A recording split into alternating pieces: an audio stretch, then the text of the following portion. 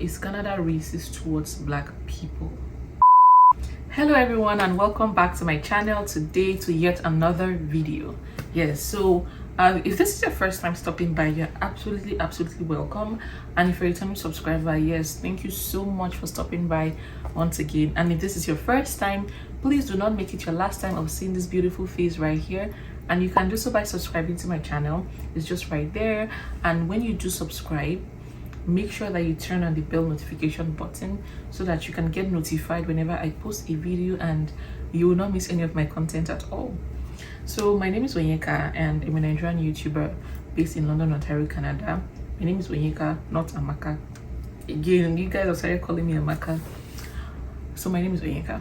I basically make videos here in London, Ontario, Canada. I basically document my life for you guys to watch, and that's about it. So today's video is basically like a part B video of a question tag that I put up on my YouTube community a couple of weeks back, and I'm just basically answering the questions that you guys asked me. Okay, so without further ado, let's get right into today's video.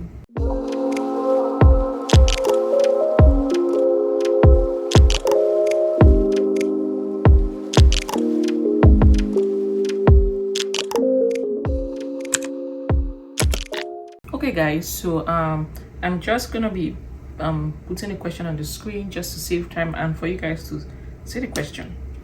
So the first question here today is from Ogene Brendan Sunday, and it says, hello Asamaka, kindly clarity me on this question. A letter of support, should it be in writing or typing before submitting to IRCC? So this letter should be typed in Word documents and uploaded with your documents when you're applying for your whatever you're applying for. And so the next question from Viral Planet, it says, which university did you do your master's? And I would like to know, what is the fee for master's students in Fanshawe University? Fanshawe, it's a college, not a university, and I did my master's in public health from the University of Western Ontario. There is no fixed amount for any master's program or diploma program.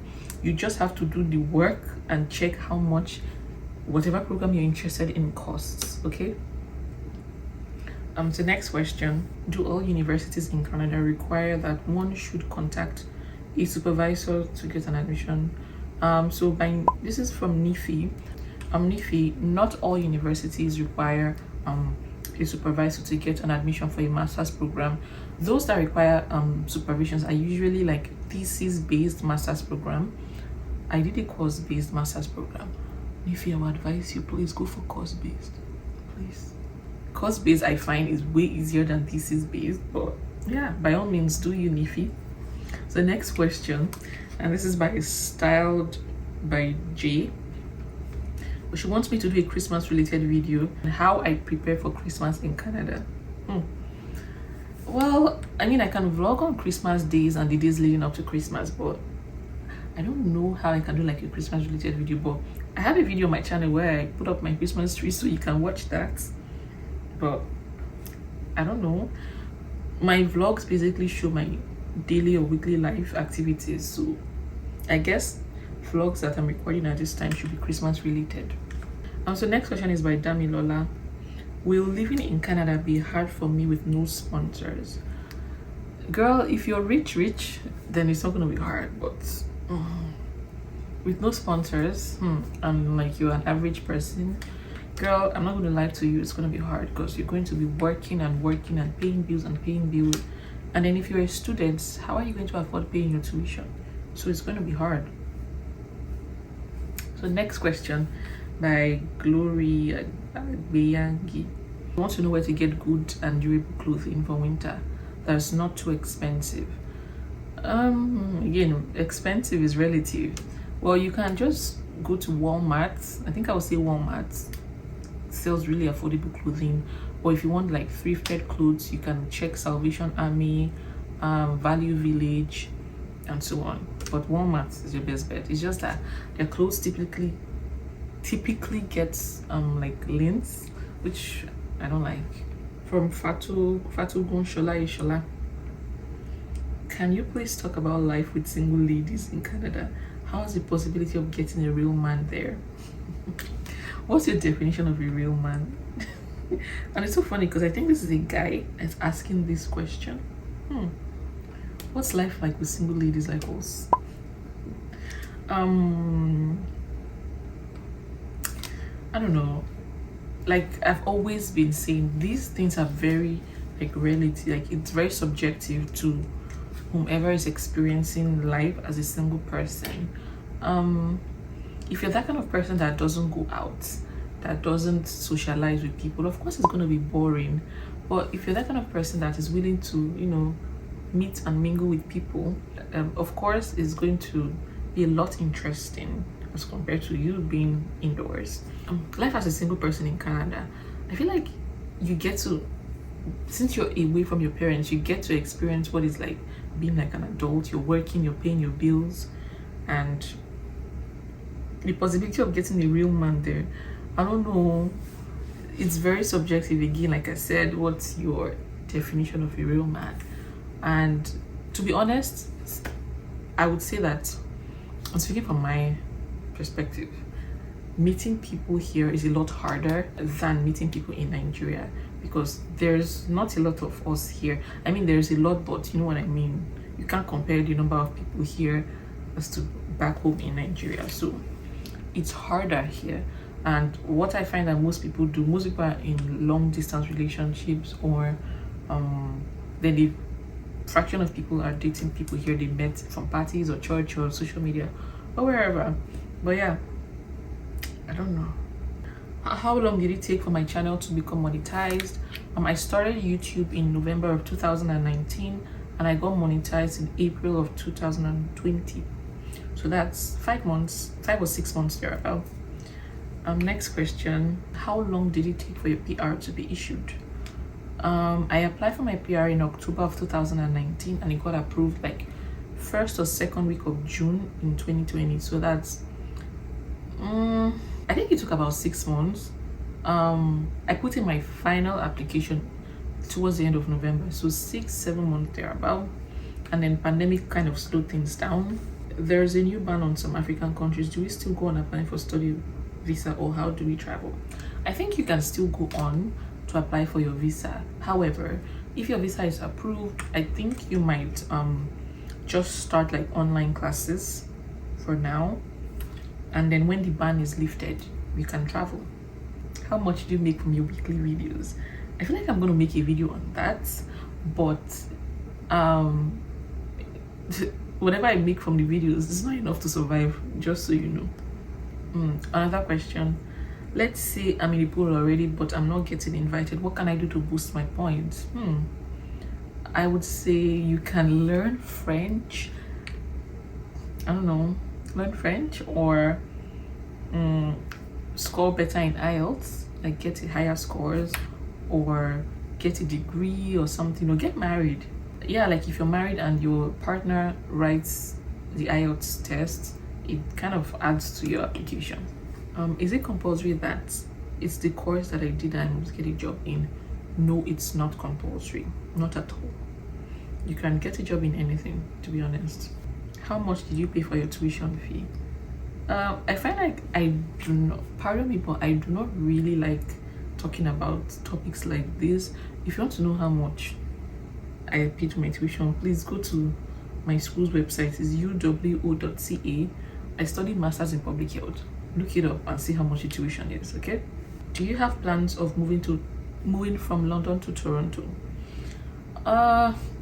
There is a possibility, but at the moment I am not thinking about it right now. But every month I find that I'm always in Toronto because it's like an hour and 30 minutes away from me. But maybe in the future, but no. Thinking long term, I don't know what the future holds, but in terms of getting a house, it's quite unrealistic getting a house in Toronto. London is way more affordable. So next question. Is it really lonely there? Is it hard to find a romantic partner? Have you experienced racism? Yes, it can be quite lonely for some people, for the vast majority, because we do not have families here, and sometimes it can be quite isolating. It was really, really hard during the lockdown. Like if you've built a community here, your loneliness doesn't, like, it reduces. But finding a romantic partner, I don't know, it's just different for everyone. You can find someone online that is not in Canada, or you can meet somebody here that's in Canada, you date them, or you can date outside of your race. And to the question about if I've experienced racism, sometimes I may have experienced it, but I may not have known. But I have seen it happen. Like I was with a friend, but it wasn't me it happened to. Do you think it's possible to get a job in the first month of arriving in Canada? Well, it's possible, but I feel like at that point, getting a job might not really be at the top of your list, because you're still trying to settle down, like getting a house, you know, sorting yourself out. So I don't think getting a job is going to be at the top of the list, but it's possible. Doing a 1-year certificate program, will it give me a good chance for PR? Certificate? So long as you can get a postgraduate work permit and you can get a job, or you find a stream that you qualify for, yes, you can apply for a PR. But I would say it's just that your time is going to be limited, because you're going to get 1-year postgraduate work permit, and it's going to put you in a hard place though. If you studied in a different province, you can travel wherever you want to and work in wherever you want to and get your PR in wherever you want to. But if you intend on applying for a provincial nomination program, then that kind of limits your ability to travel. I think you can work in whatever province you want to during your breaks, but to be honest, it doesn't make sense. Like, if you're traveling to somewhere, do you have accommodation? Like, I feel like you're just going to be spending unnecessary money, stressing yourself traveling. Just stay close to school where you have your accommodation and work. But it's possible. Is 470 enough to apply for a PR? I think so, although they haven't done draws in like a year, but the last one, yeah, I think 470 should be enough. Next question: did you meet a lot of Nigerians in Vancouver? I would say I did not, but mainly because I did not socialize that much. It was on my part. Like, if I wanted to meet Nigerians, I could have, but I just did not. Let's say I did a 1-year program, applied for a work permit, and then while working, I find out my points are still not enough for PR. Can I go back and apply for another program? Yes, you can reapply for another program, but that doesn't give you extra points. So it just gives you a reason to stay behind in Canada. Thank you so much. Next question: what are the chances for an environmental health officer or environmental health career? I would say it's pretty good. Like, you just go to where you're needed, right? There are jobs, you just have to search for it and stand out in your application and ace your interviews and you will get it. Why don't you reply your Instagram DM, hon? To be honest, I only respond to questions, like reasonable questions in my DMs. And if you're messaging me and saying hello, hi, I'm sorry, I'm not going to engage in greeting you. Just state your questions politely, and it has to be reasonable before I answer. If you just say hi, I'm not going to say hello back. I'm sorry, because I get a lot of DMs and I only want to respond to serious inquiries only. So if you're asking me a question, just go straight. Okay? How old are you and when is your birthday? I have a gift for you. Okay? I am 27 years old and my birthday is on the 26th of July. Next question: what job do you do?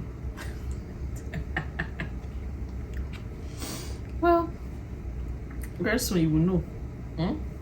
But just know I'm in the public health field. I know I don't really say much about it, but yeah. Next, the other question says YouTube analytics and revenue. Maybe I will consider making a video on that topic. And the final question here is Canada racist towards Black people? Although that I haven't experienced it, but I know a couple of people who have experienced racism. So I don't know if it's the country as a whole that is racist or the system, but sometimes you might be unlucky to meet certain people people will discriminate you based on your color. But I mean, the minute you're out of your country, please tell me where doesn't have racism, one way or the other. If you're not, even if you're in your country, like if you're in your country, there's tribalism, there's sexism, there's different things. So the topic of racism, I feel like it's just everywhere. It's everywhere. But personally, I haven't experienced it. So we have come to the end of today's video, and I hope I've been able to answer some of your questions. And if you still have more questions or you have more contributions, please leave it in the comment sections for people to see and learn from. And yeah, so that's it, guys. Don't forget to subscribe to my channel, follow my social media as well, and I will see you in my next video. Take care and bye.